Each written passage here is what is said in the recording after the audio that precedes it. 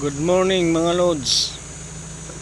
Dito tayo ngayon sa sementeryo ng La Hacienda dahil may pipick upin tayong basura mga lods.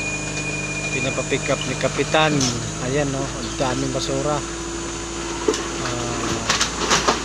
Sako-sako. Matagal na tong hindi daw nakuha.